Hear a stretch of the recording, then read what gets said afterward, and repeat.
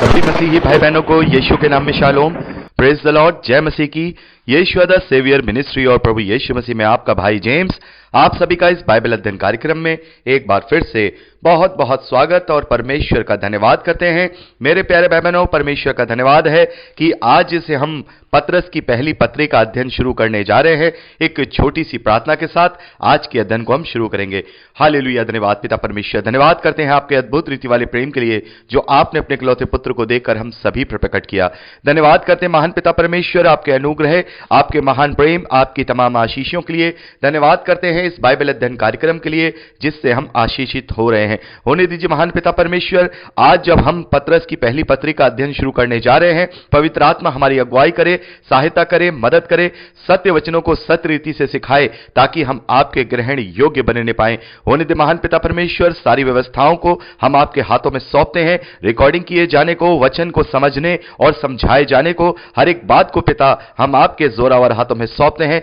आप हमारी मदद कीजिए, आप हमारी अगुवाई कीजिए। सारा आदर देते हैं, सारी महिमा देते हैं और इस प्रार्थना को यीशु के सामर्थी और मीठे नाम में मांगते हैं, आमीन। मेरे प्यारे भाई बहनों, हमेशा की तरह इस पत्री का भी अध्ययन शुरू करने से पहले हम इसका एक छोटा सा परिचय लेंगे। पतरस की पहली पत्री पतरस ने एशिया माइनर की कलीसियाओं के मसीही विश्वासियों को लिखी थी जो प्रभु पर विश्वास करने के कारण दुखों और सताओं का सामना कर रहे थे। पतरस ने इस पत्री के माध्यम से उन मसीही विश्वासियों को विश्वास में प्रोत्साहित किया है ताकि वो विश्वास में बने रहें और उस सताओं का सामना कर सकें। इस पत्री को पतरस ने, ये वही पतरस हैं जो प्रभु यीशु मसीह के चेले हैं, जिनके विषय में हम जो सुसमाचार हैं उनमें पढ़ते हैं। प्रभु यीशु मसीह के जो प्रथम चेले हैं उनमें से ये एक पतरस हैं जो कि एक मछुआरे हैं। ये वही पतरस है जिन्होंने ये पत्री लिखी है और ये जो पत्री है पतरस ने बेबीलोन से लिखी है, बेबीलोन नामक स्थान से लिखी है।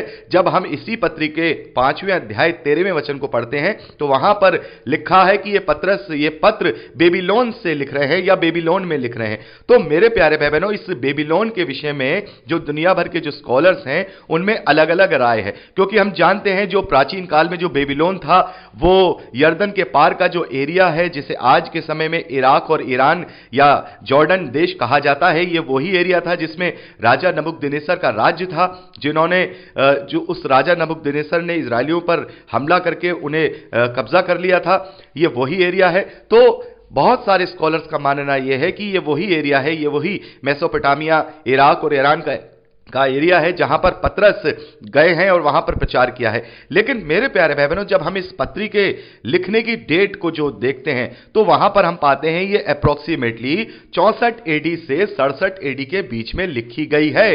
यानी कि जो पतरस हैं उनके शहीद किए जाने के समय के आसपास। और हम जानते हैं कि पतरस को जो शहीद किया गया है उन्हें उल्टा क्रूस पर क्रूसीफाई किया गया रोमी साम्राज्य के द्वारा और वो रोम में ही किया गया था। तो मेरे प्यारे भाई बहनों, अब बात ये उठती है, अगर पतरस इस समय में जबकि वो ये पत्री लिख रहे हैं, यानी कि इस पत्री के आसपास ही उन्हें शहीद किया गया था, तो जब वो मेसोपोटामिया या इराक या ईरान के एरिया में थे तो फिर वो रोम में कैसे आ गए?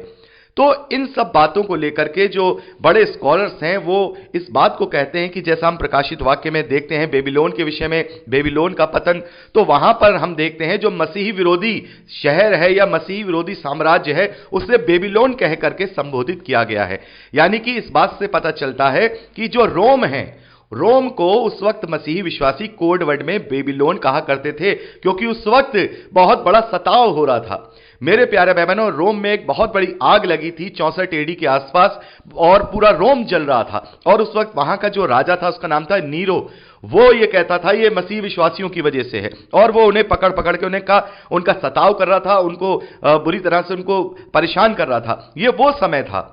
और जब ये पत्र लिखा जा रहा है तो जैसा प्रभु ने हमें यह बताया है कि तुम कबूतर के समान भोले बनो, सांप के समान चतुर बनो, तो यहां सतर्कता के नाते यहां हो सकता है कि जो पतरस हैं वो रोम के ही किसी जगह में हो, रोम में ही किसी ऐसे शहर या किसी गांव में हो, और वहां से ये इन्होंने पत्री लिखी है और लोगों को उस शहर का या उस जगह का नाम ना पता चले, लेकिन मसीह विश्वासियों को पता चल जाए कि पतरस कहां पर है। तो कोड वर्ड में, जैसे कि रोमी साम्राज्य को वो बेबीलोन कहा करते थे, और बेबीलोन के द्वारा ही इजरायलियों को बंधुआई में डाला गया था, मंदिर को अपवित्र किया गया था।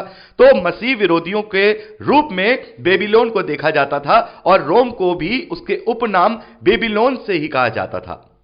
तो यहां पर यह पूरी संभावना है कि जैसे कि जो पतरस हैं वो रोम में ही शहीद किए गए हैं, तो इससे ये पूरी तरह से पता चलता है कि पतरस उस वक्त मेसोपोटामिया वाले बेबीलोन में नहीं है, यानी इराक और ईरान वाले बेबीलोन में नहीं है, और अगर वो वहां होते तो इतनी जल्दी फिर वो रोम में नहीं आ सकते थे। तो इसका मतलब एक कोड वर्ड के रूप में यहां बेबीलोन लिखा गया है, जिसे हम प्रकाशित वाक्य में पढ़ते हैं तो इस बात की वहां पुष्टि होती है कि मसीह विरोधी शहर या मसीह विरोधी साम्राज्य को बेबीलोन कह करके पुकारा गया है। तो मेरे प्यारे भाई बहनों, तो ये जो दूसरी थ्योरी है जो बेबीलोन के विषय में, ये ज्यादातर स्कॉलर्स का मानना यही है और मेरा भी मानना यही है कि यहां पर जो पतरस हैं ये रोम में ही किसी स्थान में रह करके ये पत्री को लिख रहे हैं। और जैसा कि हम याकूब के विषय में देखते हैं, पॉल्स के विषय में देखते हैं, वो भी रोम के में ही जाकर के प्रचार करते हैं, क्योंकि रोमी साम्राज्य जो वहां पर है, तो वहां जो रोम है एक बहुत बड़ा एक सेंटर है पूरे रोमी साम्राज्य का, और वहां से प्रचार किया जाना, सभी जो प्रचारक थे या प्रेरित थे वो चाहते थे कि वहां से प्रचार किया जाए ताकि ज्यादा से ज्यादा लोगों तक प्रचार के कार्य को पहुंचाया जा सके। तो यहां पर अभी हमने देखा बेबीलोन के विषय में, तो ये पतरस ने 64 एडी से लेकर 67 एडी के बीच में रोम के किसी स्थान में, या हम कहें बेबीलोन के किसी स्थान में ये पत्र लिखा है। मेरे प्यारे भाई बहनों, इस पत्र में 4 विषयों पर पतरस ने चर्चा की है। ये 4 विषयों में से पहला विषय है परमेश्वर के उद्धार का स्मरण रखना और उस जीवित आशा के साथ जीना। मेरे प्यारे भाई बहनों, जब हम इसके पहले अध्याय को पढ़ते हैं तो वहां पर एक जीवित आशा जो अनंत जीवन की है, पुनरुत्थान की है, उसको अपने जीवन में लेकर के विश्वास के साथ जीना, हर एक क्लेश का, हर एक दुख का सामना करना, इसके विषय में यहां पर पतरस ने लिखा है। दूसरी विशेष बात पतरस ने यहां लिखी है, पवित्र जीवन जीने के निर्देश दिए हैं। मसीही विश्वासियों को कैसे एक पवित्र जीवन जीना चाहिए, इसके विषय में यहां पतरस ने रोशनी डाली है।